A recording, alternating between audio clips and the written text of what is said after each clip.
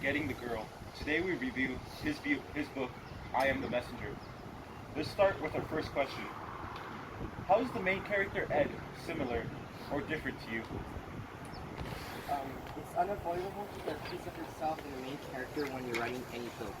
Since I Am the Messenger is about a 17-year-old guy named Ed, I decided to make him similar to how I was when I was 17. For example, Ed's main character is lacking confidence in himself, and that was just like me when I was 17. What was your vision of Ed when you were writing the book? What kind of character were you developing him to be? I wanted Ed to be some kind of superhero, but without any superpowers. As a kid, I used to read a lot of superhero comics, and I wanted to be like them, but the problem was I didn't have any superpowers. I was just an ordinary kid who couldn't do anything like the ones I read in the comics. Instead, I chose to use simple acts of kindness like buying some ice cream for a stranger on a hot day, or mowing someone's lawn. Ed is also like this. Ed is also like me when I was a kid. He is just a guy with some superpowers, drives a cab for a living, and really has no future involved. But when he receives his first car, Ed is able to achieve great things without having any superpowers. Let's talk about the opening scene in the books. Ed, along with his friends, Audrey, Richie, and Marv, is held hostage during a bank robbery. The robber leaves the bank in a rush to escape and goes outside to find out that the double parked car was gone in the 15-minute parking zone. So instead, he forces Marv to give him his car keys. The robber, now panicking, rushes out the door but trips and drops his gun. The robber tries to start the car, but it won't budge. It happens to be that Marv's car is an old Ford, which takes countless tries to start. Ed is able to rush to the gun and picks it up, shoots him in the leg before the police arrives. This type of situation is out of the ordinary and would never happen in real life.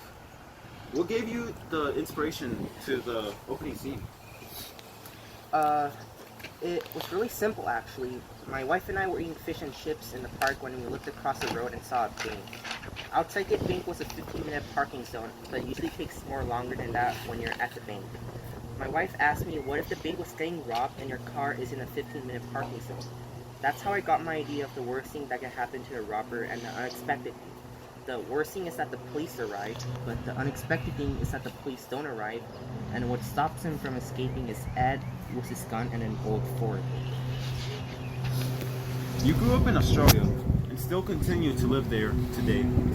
Although never explicitly stated, it can also be presumed that Ed Kennedy lives somewhere in Australia. Did you grow up and have any effect on your book? Yeah, it did. A lot of the dialogue is very Australian. Australians like to argue with each other in a very friendly sort of way. Ed's interactions with Marv, Richie, and Audrey is very typical of how young Australians act. Also, Ed's interaction with Marv is how my brother and I used to talk. Wow. Well, Ed owns a dog named Doorman. He is described as old, smelly, and Ed's best friend throughout the book. He doesn't do much, however. What led you to Ed Doorman as Ed's dog? Adding the doorman to the book was personal for me.